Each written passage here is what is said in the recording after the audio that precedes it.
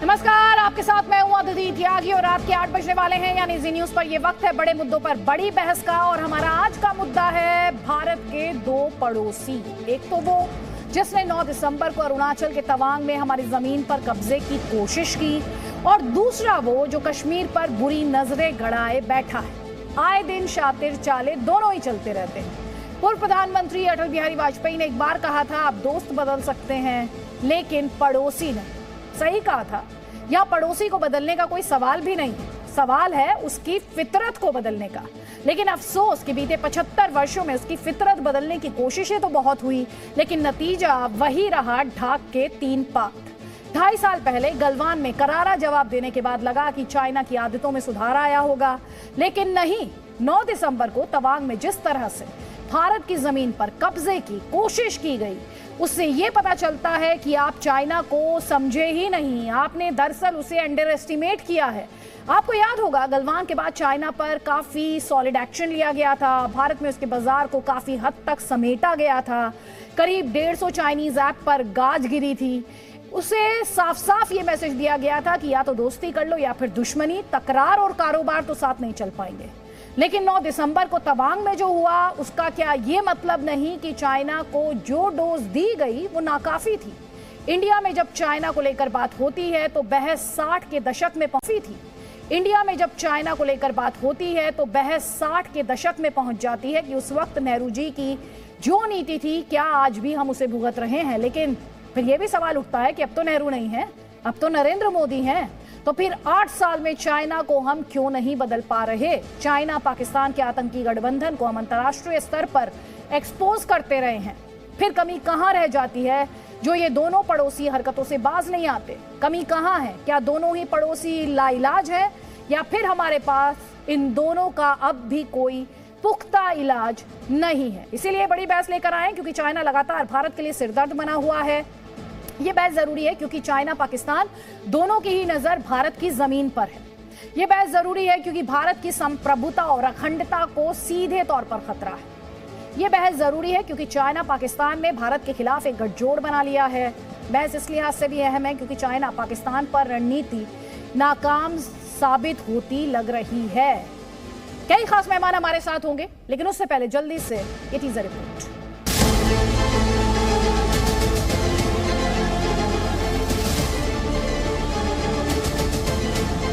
PLA troops ने Tawang sector के यांसे area में लाइन ऑफ एक्चुअल कंट्रोल पर अतिक्रमण कर स्टेटस को एक तरफा बदलने का प्रयास किया। 9 तारीख को होता है, आप 13 को बोलते हैं। पार्लियामेंट चल रहा है तो आपकी कॉन्स्टिट्यूशनली एक कन्वेंशन है कि अगर ऐसा कुछ होता है तो फौरन आप आकर बयान देते हैं। जब तक भारतीय जनता पार्टी की मोदी सरकार चल रही है, 1 इंच जमीन पर भी कोई कब्जा नहीं कर सकता। आपने तो उठकर जाकर हाथ मिलाया था चीन के लीडर से, देख लिया आप नतीजा क्या निकला। भारतीय सेना ने बहादुरी से पीएलए को हमारी टेरिटरी में अतिक्रमण करने से रोका। अगर मीडिया रिपोर्ट नहीं करता तो आप तो बोलते भी नहीं, आप तो खामोश बैठ जाते। देश के प्रधानमंत्री चीन के नाम लेने से डरते हैं। कितने जख्मी हुई है, कहाँ है, हालात क्या है, कुछ नहीं सरकार हम उजागर करते। हमारे किसी भी सैनिक की न तो मृत्यु हुई है और न ही कोई गंभीर रूप से घायल हुआ है। राजीव गांधी फाउंडेशन चीनी दूतावास से 1,35,00,000 रुपए का अनुदान प्राप्त हुआ। अगर हमारी गलती है तो फांसी पे लगाओ, लेकिन इससे क्यों जोड़ रहे हैं? ये देश की सुरक्षा है। हम अपने पड़ोसियों के साथ अच्छे रिश्ते जो हैं बना नहीं पा रहे हैं। क्लैरिफिकेशन के लिए वो तैयार नहीं थे, चर्चा को भी तैयार नहीं। क्या तकलीफ नहीं होगी कि चीन की फौज आकर भारत की सेना पर हमला कर रही है, मार रही है?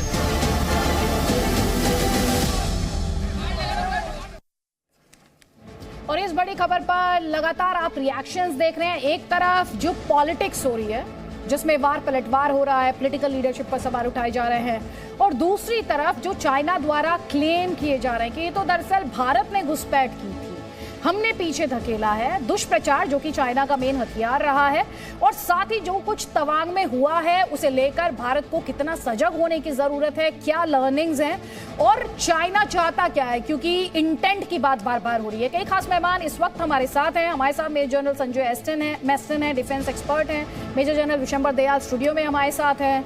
हमारे साथ राकेश सिन्हा जी हैं, बीजेपी के एमपी हैं, स्पोक्स पर्सन है। मुजफ्फर खान साहब हैं, एनसी के लीडर हैं। लेकिन सबसे पहले मैं जाऊंगी लेफ्टिनेंट जनरल DS हुड्डा साहब के पास। 2016 की सर्जिकल स्ट्राइक्स की जब बात की जाती है तो जो चेहरा, जो इमेज फौज की उभर कर आती है वो जनरल हुड्डा का चेहरा होता है। सर बहुत बहुत स्वागत है। जय हिंद सर। जय हिंद सर। पहला सवाल, ऑब्वियस सवाल, तवांग में ये जो कुछ हुआ है, हाथापाई, मारपीट, क्या इसने आपको चौंकाया? नहीं, देखिए, ये आप देख रहे हैं पिछले 2.5 साल से जिस तरह से चाइना अपनी एग्रेसिव एक्शंस कर रहा है LAC के ऊपर, तो ये उसी का मेरे हिसाब से और वहां पर 16 राउंड्स टॉक्स के हो चुके हैं। लेकिन फिर भी आपको मालूम है कि कुछ इलाकों में ईस्टर्न लद्दाख में अभी तक स्टैंड ऑफ चल रहा है। दोनों साइड से 50,000 से ज्यादा सोल्जर्स ईच साइड अभी भी डिप्लॉयड हैं। डिसएंगेजमेंट हुआ नहीं है।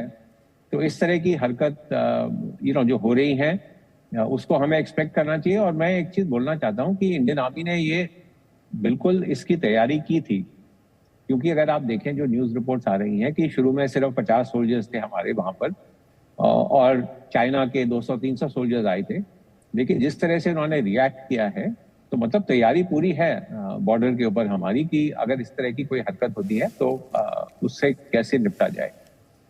सर आप कह रहे हैं कि इंडियन आर्मी जो है वो पूरे तरीके से तैयार है और पूरा देश जो है, और मुझे लगता है across political parties Indian forces के साथ है, सिक्योरिटी फोर्सेस के साथ है।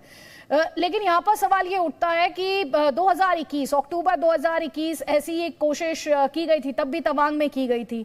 इसके अलावा हम लद्दाख को लेकर, हम पेंगोंग लेक को लेकर लगातार इस तरह की रिपोर्ट्स पढ़ते और देखते आए हैं, जिसमें चाइना जो है वो अभी अपने मिलिट्री लेवल टॉक्स का जिक्र किया था, कोर कमांडर लेवल टॉक्स का जिक्र किया था। चाइना की इंटेंट क्या आपको लगती है कि वो रियली इस मामले को रिजॉल्व करना चाहता है, या आपको लगता है कि at the end of the day China की स्ट्रैटेजी बहुत क्लियर है, 2 कदम आगे और 1 कदम पीछे?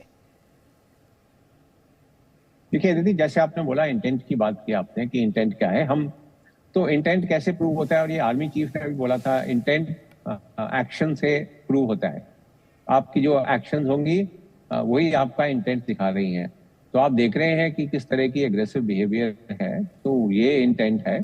और अगर ये इंटेंट है और जब तक ये इंटेंट से पीछे नहीं हटते, हमें भी अपनी एक्शंस करनी चाहिए at every level. So military capability development तो हो रही है, बट डिप्लोमेटिक लेवल आपने मेंशन किया कि कुछ इकोनॉमिक एक्शंस भी लिए हैं, जैसे कुछ एप्स वगैरह रुके थे। इनको हमको और स्ट्रेंथन करना पड़ेगा ताकि जो एक्शंस PLA कर रहा है और चाइना कर रहा है बॉर्डर के ऊपर, वो इससे पीछे हट जाए। अभी ये नहीं लगता हमको कि इस तरह से होगा, तो हमको भी अपना एक्शन इसी तरह से करना पड़ेगा।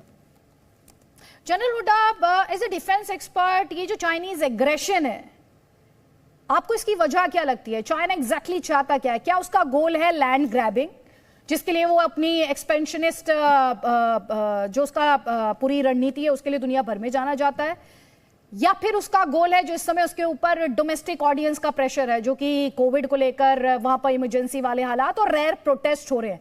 क्या इस समय शी जिनपिंग डोमेस्टिक ऑडियंस को केटर कर रहे हैं इंडिया पर प्रेशर बनाकर, या चाइना की स्ट्रेटेजी इंडिया को लेकर कंप्लीटली क्लियर है, उन्हें क्रिस्टल क्लियर है वो कि वो इंडिया का जो लैंड है उसको ग्रैब करेंगे? देखिए, मेरे हिसाब से ये जो लैंड ग्रैब है ये मेन स्ट्रैटेजी नहीं है। This is a part of their overall strategy कि किस तरह से इंडिया पर प्रेशर बनाया जाए। इंडिया पर प्रेशर वो क्यों बनाना चाहते हैं? क्योंकि वो देखते हैं कि एशिया में वो सबसे बड़ी power, military power, economic power, geopolitical power बनना चाहते हैं, और देखते हैं कि अगर एशिया में कोई देश है जो उनको चैलेंज कर सकता है, वो सिर्फ इंडिया है। तो जो एक्शंस आप देख रहे हैं LAC पर, वो इंडिया को प्रेशराइज करने के लिए हैं कि देखिए, हम आपसे एक स्ट्रॉन्गर देश हैं, हम एक बड़े देश हैं, और एशिया में हमारी सुप्रीमेसी और हेजेमनी होनी चाहिए। मेरे हिसाब से ये बड़ा जियोपॉलिटिकल पिक्चर है। कुछ किलोमीटर यहाँ ग्रैब करना या कुछ किलोमीटर LAC के ऊपर ग्रैब करना, that is only as they say manifestation of their overall strategy कि किस तरह से इंडिया पर प्रेशर बनाया जाए। तो आप भी कह रहे हैं कि इंडिया पर और प्रेशर... एक और चीज, जैसे आपने बोला सर, गो अहेड प्लीज। जैसे आपने बोला डोमेस्टिक कंसिडरेशंस भी हैं। आप देख रहे हैं किस तरह से इकोनॉमिक प्रेशर है चाइना के ऊपर, किस तरह से उनकी कोविड पॉलिसीज की वजह से उनके ऊपर प्रेशर है। तो हमेशा ये होता है कि थोड़ा सा डोमेस्टिक अटेंशन डिफ्लेक्ट करने के लिए एक कोई नेशनलिस्टिक सॉर्ट ऑफ कॉज उठाया जाए कि देखो ये बॉर्डर पर हम ऐसे कर रहे हैं। जनरल हुड्डा, एक इम्पॉर्टेंट सवाल है, क्योंकि हमने मैं एज अ डिफेंस एक्सपर्ट आपकी राय चाहती हूँ, क्योंकि आज हमने पूरे दिन स्टेटमेंट सुने जहां पर पॉलिटिकल लीडरशिप जो थी उससे सवाल पूछे गए। ऑपोजिशन का काम है सवाल पूछना, लेकिन एक बात जो सामने आई कि इंडिया जो है वो फ्रेंड्स नहीं हो सकता अपने नेबर्स के साथ। मेरा आपसे सवाल एज अ डिफेंस एक्सपर्ट ये है, क्या आप चाइना के साथ फ्रेंड्स हो सकते हैं? आपकी दोस्ती हो सकती है चाइना के साथ, जिसका गोल, जो अभी थोड़ी देर पहले हम बात कर रहे थे, जिसका गोल ही विस्तारवाद है, जिसकी नजर भारतीय जमीन पर टिकी हुई है? मेरे हिसाब से देखिए, चाइना और इंडिया दो राइजिंग पावर्स हैं एशिया में, और कभी भी दो राइजिंग पावर्स जिनका बॉर्डर कॉमन हो, उनका थोड़ा सा स्ट्रेटेजिक कंपटीशन हमेशा रहेगा। और आप देख रहे हैं, ये मतलब अभी नई बात नहीं है। चाइना ने पाकिस्तान के साथ इस तरह की दोस्ती क्यों की है? वो ये देखने के लिए और वो करने के लिए कि थोड़ा भारत का अटेंशन दूसरे बॉर्डर पर रहे, थोड़ा कमजोर हो जाए। आप देख रहे हैं चाइना किस तरह से साउथ एशिया में हमारे नेबर्स के साथ नॉट ओनली ट्रेड कर रहा है, but today China is the largest arms exporter to countries like Bangladesh, Myanmar, Pakistan, Sri Lanka. सबसे ज्यादा आर्म्स वही एक्सपोर्ट करता है। तो ये स्ट्रेटेजिक कंपटीशन इंडिया और चाइना के बीच में रहेगी। मैं ये नहीं बोलता कि इसकी वजह से दोनों देशों में युद्ध हो जाएगा, लेकिन अगर हम सोचें कि ये कंपटीशन खत्म हो जाएगी और हम दोनों बहुत अच्छे दोस्त और नेबर्स बन जाएंगे, मेरे हिसाब से ये होना लाजमी नहीं है। सर, मेरा लास्ट क्वेश्चन है आपसे। अगर मैं आपसे कहूं 3 points as a defence expert, अगर आपको पॉलिसी मेकर्स को कहना हो कि ये 3 स्टेप्स आपको उठाने चाहिए, अगर आपको चाइनीज एग्रेशन को रोकना है, चेक करना है, या चाइना को पीछे धकेलना है, तो वो 3 स्टेप्स क्या होंगे? देखिए, सबसे पहले तो है कि अपनी मिलिट्री कैपेबिलिटी और इंफ्रास्ट्रक्चर डेवलपमेंट बॉर्डर के ऊपर और अच्छा करना पड़ेगा। क्योंकि जैसे मैंने आपको बताया, चाइना किस तरह से इंडिया के ऊपर प्रेशर कर सकता है, वो इसी तरह से कर सकता है कि कोई छोटा मोटा इस तरह से एग्रेशन करे LAC के ऊपर, और फिर आप देखते हैं कि इंडिया में किस तरह से I don't know if I should use the word political बवाल सा मच जाता है कि ये आ गया, तो प्रेशर आता है गवर्नमेंट के ऊपर।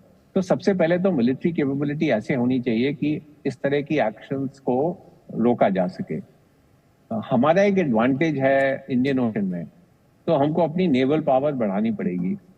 और आखिरी अल्टीमेटली जो नेशनल पावर का एक बहुत इंपॉर्टेंट कंपोनेंट है वो है इकोनॉमिक पावर। और जो इकोनॉमिक डिफरेंशियल अभी चाइना और इंडिया के बीच में है, वो धीरे धीरे करके हमें कम करना पड़ेगा। तो मैं तो यही इकोनॉमिक पावर और मिलिट्री कैपेबिलिटी और मिलिट्री पावर हमको बढ़ाने की जरूरत है, अगर हमको चाइना को इक्वली डील करना पड़ेगा। Thank you so much general Hooda, Zee news से बात करने के लिए और हमारे दर्शकों को इतनी क्लैरिटी देने के लिए। Thank you so much sir. जय हिंद sir, I really appreciate your time. Thank you जय हिंद। Thank you.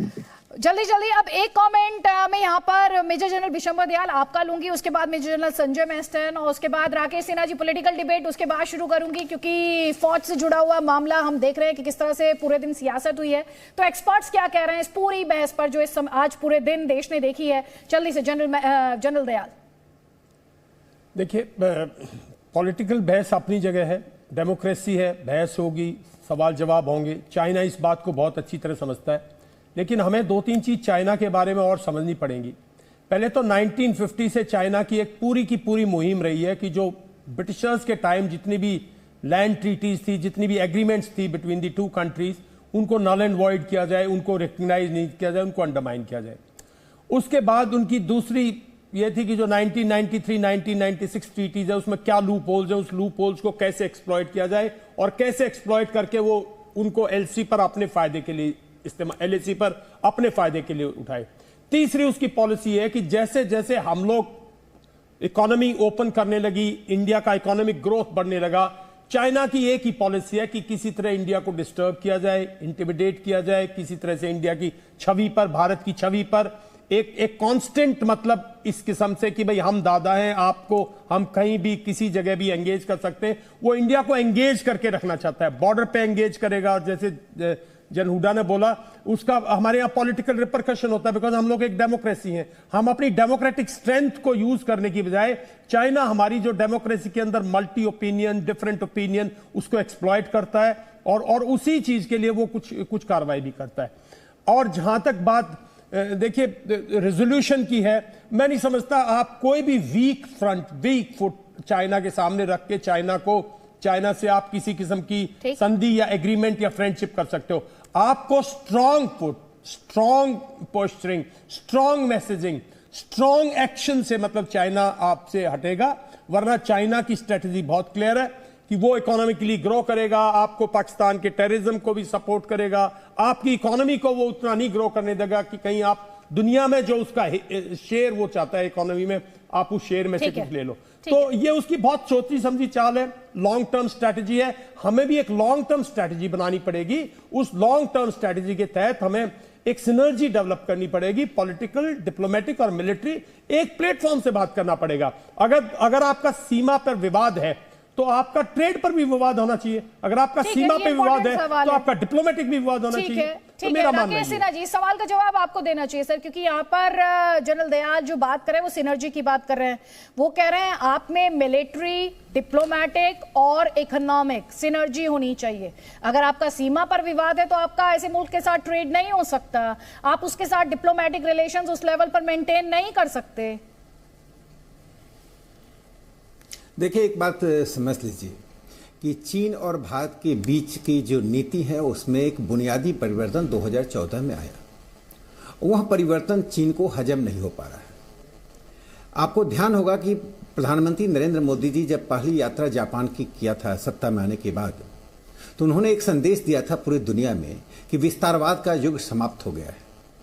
और उसके बाद वो एक छोटे से देश मंगोलिया गए, वियतनाम गए, और प्रधानमंत्री जी ने उन सभी देशों को जो चीन के आतंक से विक्टिम है, यह कितनी बड़ी कूटनीति है, इसको समझने के लिए कोई बहुत बड़ा न्यूटन साइंस नहीं चाहिए। प्रधानमंत्री जी ने साफ तौर पर उस नीति से, उस निष्क्रियता की नीति से, मैंने पहले की सरकार अपनी बॉर्डर की रक्षा करना नहीं चाहती तो मैं नहीं कहता हूं, लेकिन एक निष्क्रियता की नीति थी कि बॉर्डर पर विकास मत करो। विकास नहीं करने के पीछे तर्क यह था कि चीन को उत्तेजित मत करो, यानी अपनी भूमि पर हम रोड बनाएं, सुरंग बनाएं, पुल बनाएं, एयरपोर्ट बनाएं तो चीन उत्तेजित होगा। दूसरा, चीन अगर अंदर आता है तो वो इन प्रतिकूल परिस्थिति में बहुत आगे नहीं बढ़ पाएगा। ये एक निष्क्रियता की एक नीति कांग्रेस की थी जो 62 से लगातार चलती रही। ये 62 का लेसन नहीं सीखा। आपने शुरू में कहा 62 का जिक्र नहीं होना, मैं सिर्फ एक रेफरेंस पॉइंट के रूप में दे रहा हूं। लेकिन 2014 के बाद से क्या परिवर्तन हुआ है, दयाल साहब भी इसको इंडोर्स करेंगे। 3488 किलोमीटर के बॉर्डर पर लगभग 294 किलोमीटर का रोड तैयारी की स्थिति में है। बहुत से रोड तैयार हो गए। अब उस रोड पर बनना 9 ऐसे सुरंग बन रहे हैं जिसका फाउंडेशन लगभग रख दिया गया है, जिन सुरंग के बनने से भारत की सेना की पुताद, भारत के सेना के सामान और आर्म्स आसानी से वहां पहुंच सकते हैं। चीन को यह हजम नहीं हो पा रहा है। इससे चीन यह जो हरकतें करता है, यह बहुत अस्वाभाविक और बहुत असहज करने वाला है। यह बहुत आश्चर्य में डालने वाला नहीं है। यह उसको स्वभाव का हिस्सा है। वो विस्तारवादी है और विस्तारवाद के तहत वह करता है। दूसरी महत्वपूर्ण बात जो हमको रेखांकित करना चाहिए, यह 62 का भारत नहीं है, नरेंद्र मोदी जी का 2014 का भारत है। जिस भारत ने डोकलाम में उसे पाठ पढ़ाया, चीन यदि 1 इंच भूमि के लिए नजर डालेगा तो भारत की सेना, भारत की सरकार, भारत का समाज तीनों एक मुश्त है उसका जवाब देने के लिए। हमने अपने सीमा के पार, जो एक व्यक्ति ने कहा कि भारत किसी को मित्र नहीं बना सकता है, हमारे बॉर्डर पर कौन है? श्रीलंका है, बांग्लादेश है, पाकिस्तान है, अफगानिस्तान है, चीन है, भूटान है। भारत ने किस पर कब पत्थर फेंका?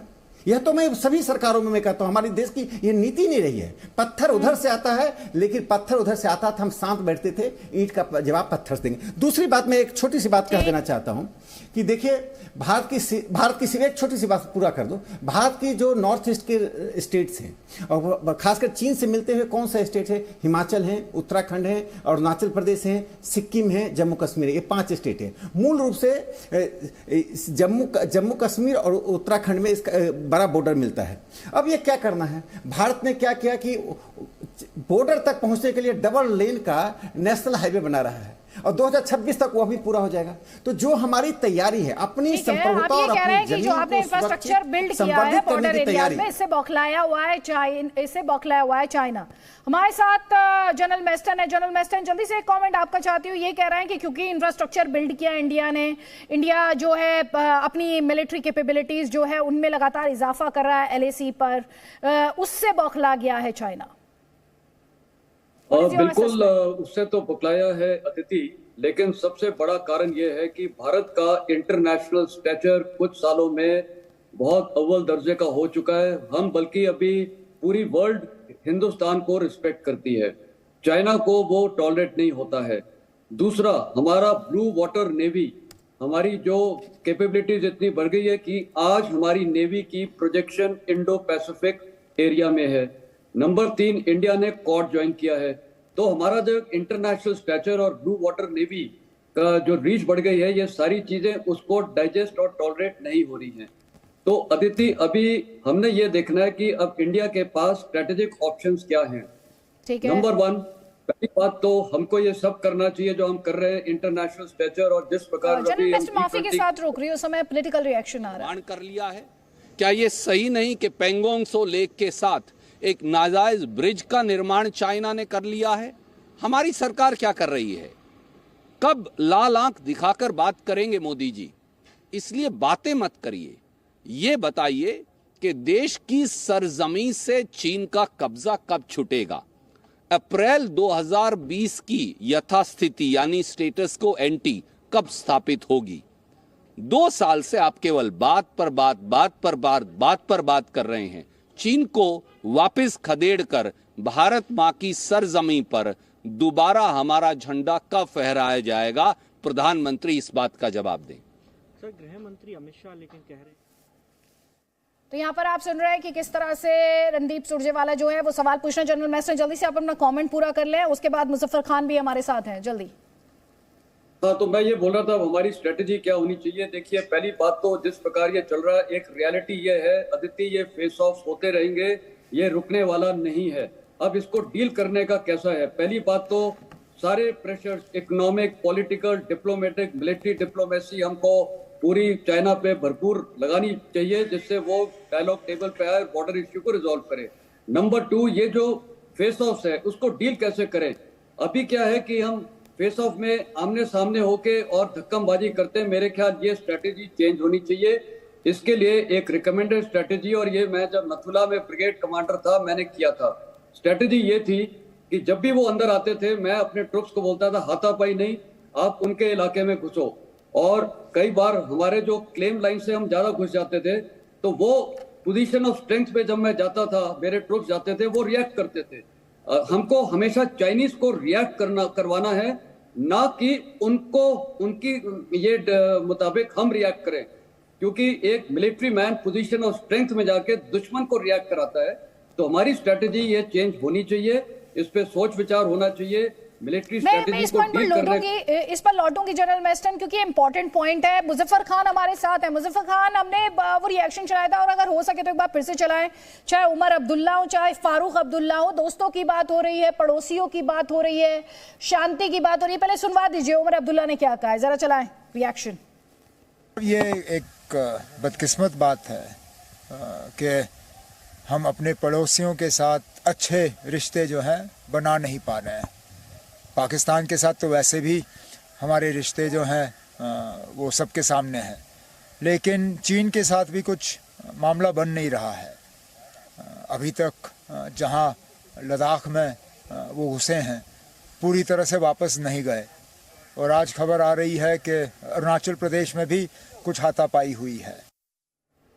मुजफ्फर खान जी, यहाँ पर सवाल ये है कि आप दोस्ती किस कीमत पर करेंगे? दोस्ती आप करेंगे अपने देश की संप्रभुता और अखंडता की कीमत पर, दोस्ती आप करेंगे अपनी जमीन की कीमत पर, किस कीमत पर दोस्ती करेंगे आप? आपने खैर खुद ही सुन लिया है और मैंने भी सुन लिया है। उमर साहब ने जो कहा वो उनका एक कंसर्न है कि भाई हम लोग रिलेशन, जाहिर सी बात है डिप्लोमेटिक रिलेशंस जो हैं वो फॉरेन पॉलिसी जो है वो मुल्क ने तैयार करनी है, किस तरह डील करना है। हाथापाई या जिस तरह गुलवान में हुआ, आपने सुना होगा लद्दाख में, अभी तक स्टेटस को एंटी नहीं हो सका, तो ये फेलियर किसका है?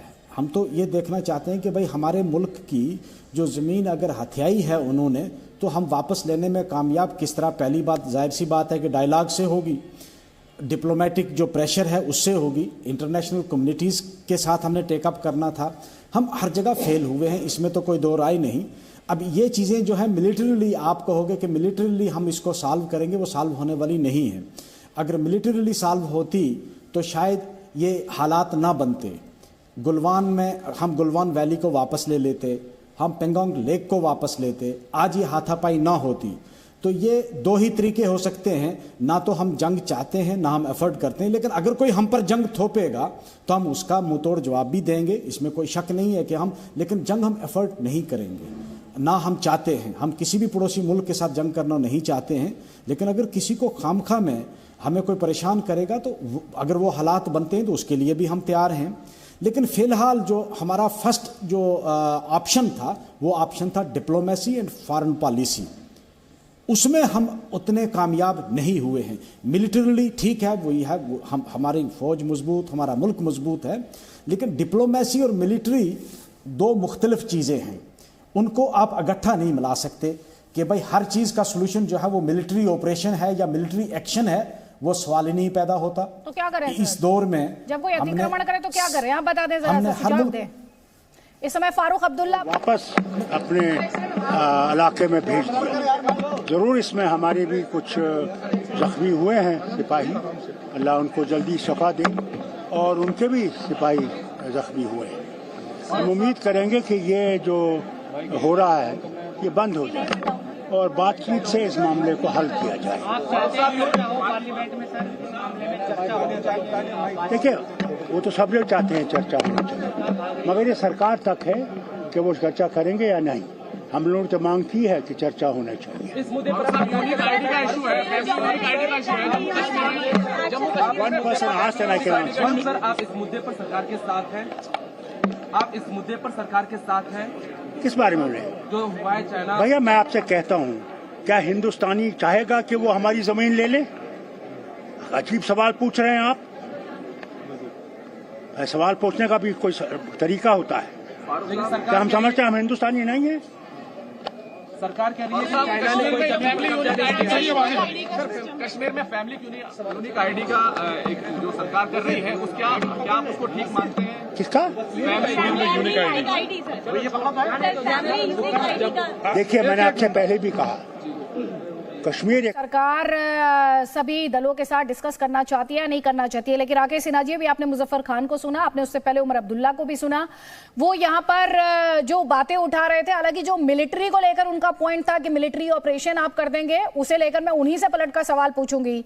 लेकिन ये कह रहे हैं कि पहले भी जो फेस ऑफ हुआ और जो डिसएंगेजमेंट की बात कर रहे थे वो अभी तक आगे नहीं बढ़ पाया है, तो उसके लिए भी तो कोई जिम्मेदार है ना। उसके लिए वो सीधे तौर पर पॉलिटिकल लीडरशिप को जिम्मेदार ठहरा रहे हैं। नहीं, यदि कोई ग्लोबल टाइम्स पढ़ के आएगा, चीन का मुखपत्र पढ़ के आएगा वहाँ के कम्युनिस्ट पार्टी का, तो उसकी जानकारी वही होगी।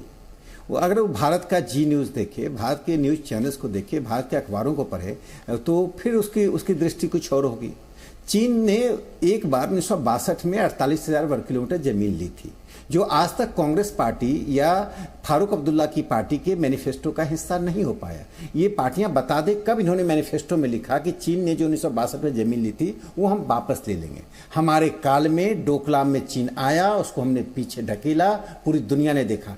आज जो भारत G20 का नेतृत्व ले रहा है, आज जो भारत के प्रधानमंत्री के पीछे, मैं ये कुछ गलत शब्द में नहीं करूंगा, बाकी राज्याध्यक्षों के पीछे जिस सम्मान के साथ अमेरिकी राष्ट्रपति बाइडेन हो, या ब्रिटेन के प्रधानमंत्री हो या फ्रांस के प्रधानमंत्री हो, प्रधानमंत्री जी को अपने लीग का हिस्सा मानते हैं। इसलिए नहीं कि भारत के प्रधानमंत्री, इसलिए कि प्रधानमंत्री जी की शख्सियत एक निर्णायक शख्सियत बन गई है। वो दुनिया में एक संदेश दे रहे हैं, भारत के 130 करोड़ जनता का नेतृत्व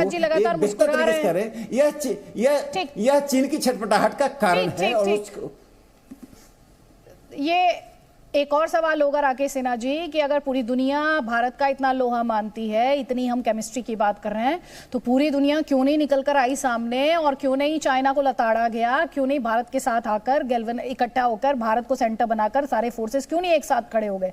खैर, उदित राज जी लगातार मुस्कुरा रहे हैं, उनका जवाब ले लीजिए आप। उदित राज जी, इन्होंने ये सवाल पूछा कि 1962 की लड़ाई में चाइना जो जमीन लेकर चला गया कांग्रेस पार्टी, उसे कभी वापस लाने की बात क्यों नहीं करती? देखिए, ऐसा है, हमने माना कि हमारी जमीन ले ली, अभी भी मानते हैं कि हमारी जमीन दबी हुई है। तो हम अपनी कमी को तो कहते हैं, हम अपने देश के साथ बेईमानी गद्दारी नहीं कहते कि हम झूठ नहीं बोलते। जून 2020 में जब वहां पर झड़प हुई थी गलवान में, उसके बाद में प्रधानमंत्री जी 19 जुलाई 2020 को सर्वदलीय बैठक में के बाद कहते हैं कि कोई घुसा नहीं है, न घुस कर के बैठा हुआ है। फिर उसके बाद में 11 राउंड डिसएंगेजमेंट किस बात का है भाई, जब घुसा ही नहीं है कोई? अरे भाई, ये क्या है? इसमें 2 गांव बन गए हैं। ये नहीं बल्कि नासा दिखा रहा, पूरा दुनिया दिखा रहा। अगर एक बात झूठी हो जाए, राजनीति छोड़ दिया जाएगा। अच्छा, मोदी जी जब मुख्यमंत्री थे तो आंख लाल लाल दिखाना चाहिए। अभी इंडोनेशिया में वो गए थे, आंख लाल लाल दिखा दिए होते तो अरुणाचल में, ये तवांग में ना हो पाता ये। तो आंख लाल लाल कब दिखाएंगे?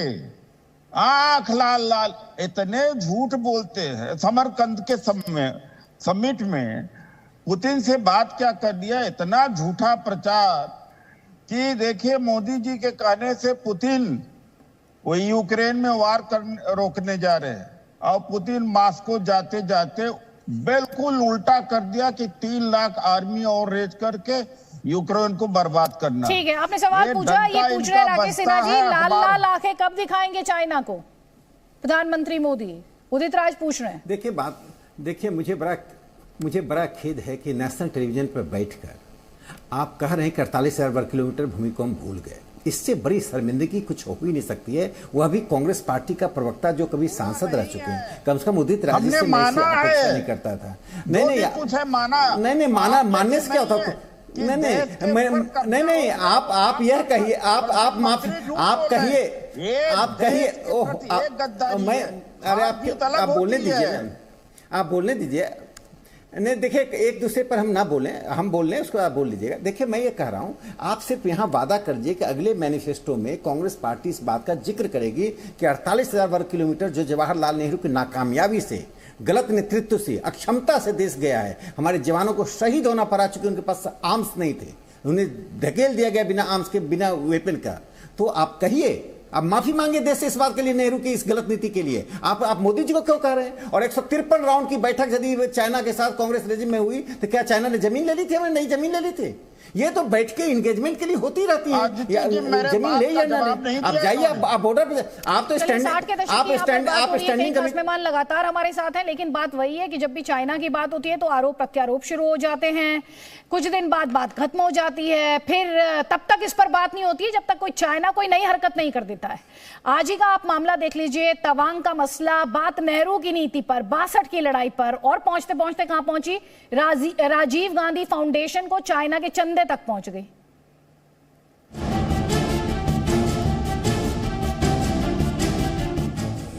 मुझे भी थोड़ा आश्चर्य लगा। मैंने प्रश्न काल के सूची को देखा तो 5 नंबर का प्रश्न देखकर मैं इनकी चिंता समझ गया। मुझे तो लगता है रक्षा मंत्री खुद को और रक्षा नहीं कर पाते हैं। रक्षा मंत्री खुद को रक्षा नहीं कर पाते हैं। पीएलए को हमारी टेरिटरी में अतिक्रमण करने से रोका और उन्हें उनकी पोस्ट पर वापस जाने के लिए मजबूर कर दिया। अध्यक्ष महोदय, कि हमारे किसी भी सैनिक की न तो मृत्यु हुई है और न ही कोई गंभीर रूप से घायल हुआ है। ये तमाम हरकतें कर रहा है, इसलिए कर रहा है क्योंकि वो देश के प्रधानमंत्री की तबीयत से वाकिफ हो चुके हैं कि प्रधानमंत्री मोदी कभी नहीं बोलेंगे चीन घुस रहा है।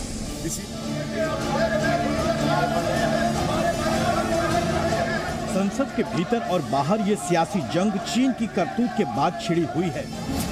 तवांग सेक्टर में चीन की हरकत पर भारतीय सेना ने मुंह तोड़ जवाब दिया, लेकिन राजनीतिक पार्टियों के बीच भी आर पार की लड़ाई शुरू हो गई है। कांग्रेस इस मामले में केंद्र सरकार पर लगातार नाकाम होने का आरोप लगा रही है, साथ ही रक्षा मंत्री का इस्तीफा भी मांग रही है। कांग्रेस से सवाल उठाए कि रक्षा मंत्री से पहले गृह मंत्री अमित शाह कैसे संसद के बाहर बयान दे सकते हैं। रक्षा मंत्री अपने बयान पेश करेंगे, उसके पहले किस हैसियत से एक गृह मंत्री अपने बयान पेश करते हैं, वो भी सदन की बाहर।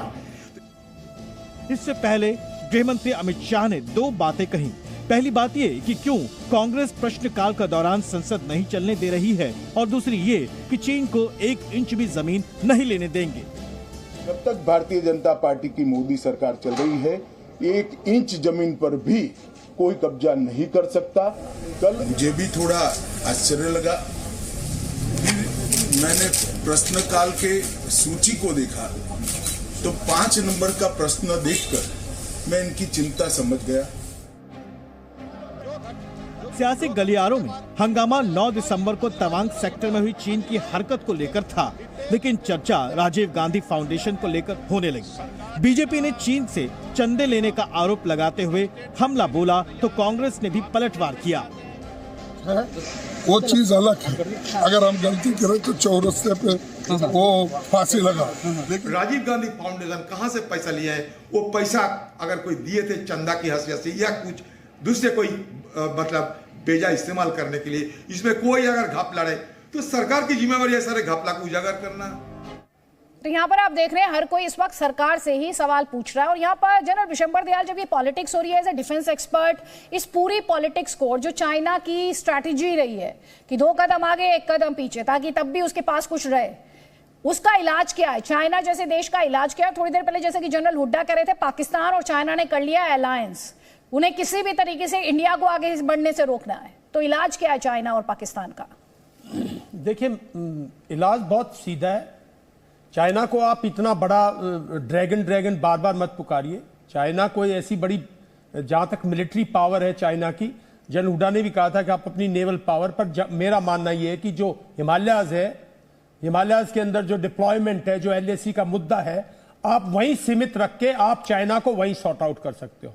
और अगर आपने चाइना का इलाज करना है तो सबसे पहले पार्लियामेंट में तू मैं करने की बजाय, 60 साल पे जाने की बजाय, नेहरू जी पे जाने की बजाय, फलाने पे जाने की बजाय, मैं भी बोल सकता हूं कि 1967 से 1986 तक मैक्सिमम पीस थी, क्योंकि 1967 में इंडिया ने उसको ठोका और उसके बाद इंडिया ने बोला अगर 1 भी कदम आगे बढ़ोगे तो हम ये कार्रवाई करेंगे। अगर चाइना ये भाषा समझता है ना, तो आपको ये जो ट्रीटी है 1993 1996 की, पार्लियामेंट में रेजोल्यूशन पास कीजिए कि over a period of time इससे विड्रॉ करेंगे, और अगर बॉर्डर रेजोल्यूशन नहीं करता है तो हम चाइना के साथ diplomatic relation slowly melt down करेंगे, और अपनी आत्मनिर्भरता सिर्फ डिफेंस तक नहीं रखेंगे। चाइना से जो $100 बिलियन का जो आप इंपोर्ट कर रहे हो साहब, उसको न्यूट्रलाइज कीजिए ना, उसमें आत्म भारत देश को बनाइए। चाइना अपने आप मार खा जाएगा, चाइना अपने आप पिछड़ जाएगा। आज पूरा यूरोप चाइना से छुटकारा पाना चाहता है, मेरी बात सुनो, डिप्लोमेटिकली नहीं, इकोनॉमिकली। अमेरिका चाइना से डिस्टेंस करना चाहता है, सब उसके ट्रेड में फंसे हुए। भारत एक ऐसा मुल्क है जो एक ऑल्टरनेटिव सोर्स के तौर पे दे सकता है, अगर हमारे लोग आपसी, जैसे आज तो सबसे ज्यादा खुशी तो बैठा जो चाइनीज एम्बेसडर है, जो उसके लोग बैठे हैं एम्बेसी में, वो तालियां बजा रहे होंगे कि देखो हमने कहा था पहले बॉर्डर पे करो, फिर ये लोग अपने आप अंदर अपने आप कर लेंगे, तू मैं, तू मैं, मैंने, तुमने ये किया, मैंने ये किया, मैंने वो किया। ये पॉलिटी को उठना पड़ेगा, और एक सिनर्जी जो मैंने बात की थी कंप्लीट, अगर मिलिट्री, अगर बॉर्डर स्टैंड ऑफ है, आपका जवान लड़ता है तो आपका पॉलिटिशियन भी लड़े। मैं नहीं चाहूंगा चाइना ऐसी की तैसी, आपका डिप्लोमेट भी कहे कि चाइना को भगाओ, क्योंकि हमारे जवान कितने चाइना के मेरे बात नहीं है, मेरा एक जवान को क्यों खरोच आई, बात मुद्दा ये है। वो मेरी जमीन पे एक कदम कैसे घुसा। आप इस ट्रीटी से विड्रॉ करोगे, एक मैसेज जाएगा कि अगर आप घुसे तो इंडियन सोल्जर फायर करेगा।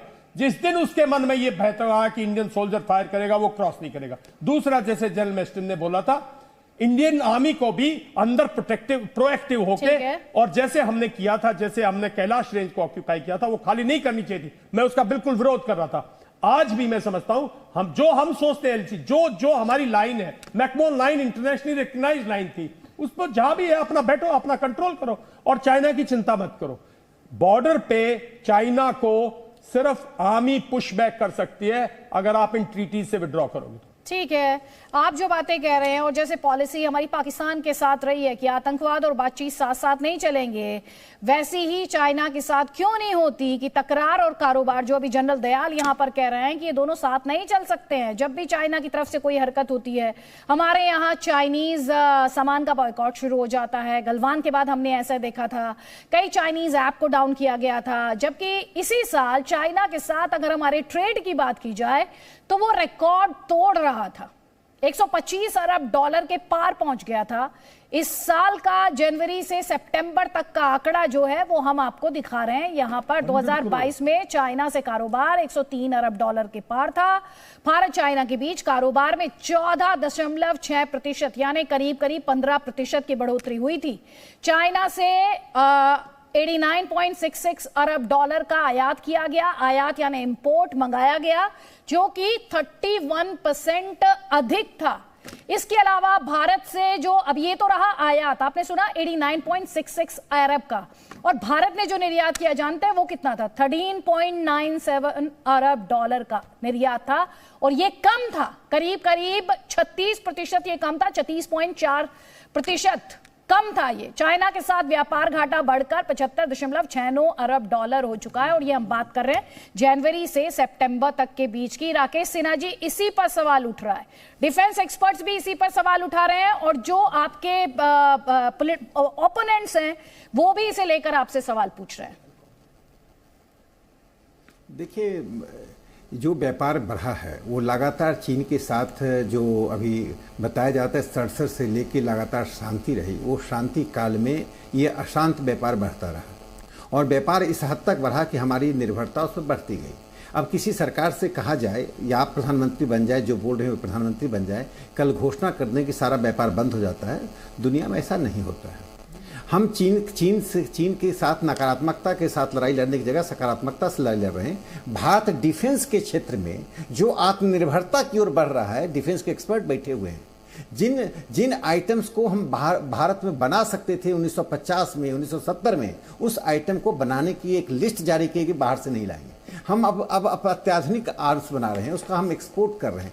तो भारत को आपने एक बंद कमरे में रखा है, एक निष्क्रियता की नीति में रहा। भारत पहली बार निष्क्रियता से निर्भयता की नीति में जा रहा है। यही निष्क्रियता से निर्भयता का की यात्रा है, जो सिर्फ 8 साल की यात्रा है, वो 70 साल और 8 साल में यात्रा, जिस पर निर्भरता आपने बढ़ाई, निष्क्रियता दिखाई, और आज हम निर्भयता दिखा रहे हैं। और एक बात जान लीजिए, जिस तरह से चीन मुकाबला करना चाहता, भारत मुकाबला करने के लिए तैयार है। आज हमने खोया क्या? ये भारत का विपक्ष हंगामा क्या मचा रहा है? वो चीन से लड़ने की जगह वो मोदी जी से लड़ रहा है, भारत सरकार से लड़ रहा है। भारत ने क्या खोया? और ये जो दावा कर रहे हैं कांग्रेस के लोग, बाकी लोग, क्या भारत की सेना झूठ बोल रही है? भारत की सेना की शौर्य वीर का अपमान मत कीजिए कि सेना ने कुछ खोया। भारत की सेना नहीं खोया। यदि हम खोने की नौबत नहीं आएगी, ये 62 नहीं है। भारत की तैयारी है, भारत की पूरी तैयारी है। हम युद्धवादी देश नहीं है, लेकिन युद्ध यदि थोपा जाएगा तो उसका ईंट का जवाब पत्थर से देना जानते हैं। पूरी दुनिया में आज भारत के प्रति जो एक सहमति बन रही है, चाहे जापान चले जाए, चाहे छोटा देश मंगोलिया चले जाए, या अमेरिका में जो सेना के अपमान की बात तो कोई कर ही नहीं रहा, सेना से कोई सवाल भी नहीं पूछ रहा। हम लगातार पॉलिटिकल रिप्रेजेंट, जो भी पैनलिस्ट आए पॉलिटिकल पार्टी से, उन्होंने सबने कहा कि हम सेना के पराक्रम और शौर्य को सम्मान करते हैं।